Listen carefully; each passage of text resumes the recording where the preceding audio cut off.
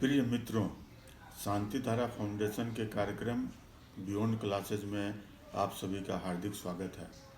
आज हम लोग स्वामी विवेकानंद जी के बारे में संवाद करेंगे। स्वामी विवेकानंद का जन्म 12 जनवरी 1863 को कलकत्ता में हुआ था। उनके जन्म का नाम नरेंद्र नाथ दत्त था।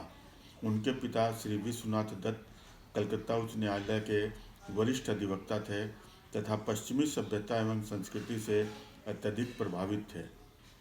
उनकी माता भुवनेश्वरी देवी धार्मिक प्रवृत्ति की महिला थी।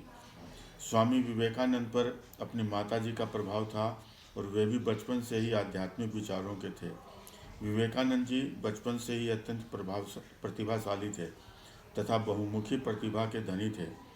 किशोरावस्था में ही उनकी मुलाकात श्री रामकृष्ण परमहंस से हो गई थी, जिन्होंने विवेकानंद को देखते ही उन्हें अपना शिष्य बनाने का निर्णय कर लिया। विवेकानंद जी की इच्छा थी कि पश्चिमी देशों में भारतीय वेद, उपनिषद तथा सनातन धर्म का प्रचार प्रसार किया जाए। अपने इसी उद्देश्य की पूर्ति के लिए स्वामी जी अनेक देशों की यात्रा करते हुए अमेरिका के शिकागो शहर पहुँचे। यहाँ पर 11 सितंबर 1893 को आयोजित विश्व धर्म संसद में सनातन धर्म के प्रतिनिधि के रूप में हिस्सा लिया। स्वामी विवेकानंद ने अपने भाषण की शुरुआत करते हुए कहा, अमेरिका के मेरे भाइयों तथा बहनों। उनके इस संबोधन से हॉल में उपस्थित सभी 7,000 लोग मंत्रमुग्ध हो गए।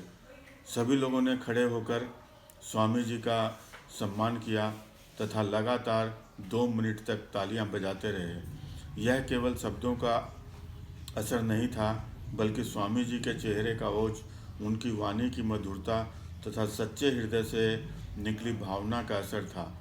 स्वामी जी द्वारा शिकागो में दिया गया यह भाषण विश्व के सर्वश्रेष्ठ भाषणों में से एक माना जाता है।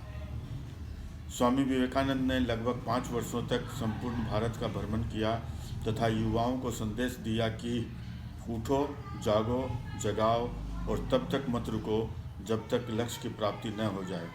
अप्रत्यक्ष रूप से यह सूत्र युवाओं को राष्ट्रभक्ति के प्रति सचेत तथा जागृत करने के लिए था।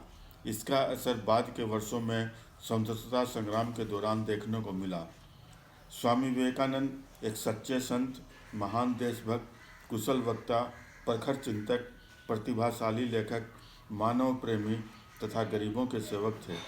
उनका विश्वास था कि भारतवर्ष धर्म एवं दर्शन की पवित्र भूमि है। यहीं बड़े बड़े महात्माओं तथा ऋषि मुनियों का जन्म हुआ। यह संन्यास तथा त्याग की भूमि है। यहाँ आदिकाल से लेकर आज तक मनुष्य के लिए जीवन के सर्वोच्च आदर्श एवं मुक्ति के द्वार खुले हुए हैं।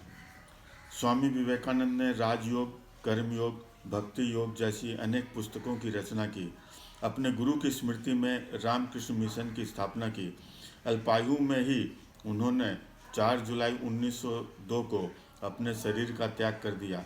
वे भारतीय युवाओं के हृदय के सम्राट हैं, इसीलिए उनके जन्मदिन को युवा दिवस के रूप में मनाया जाता है।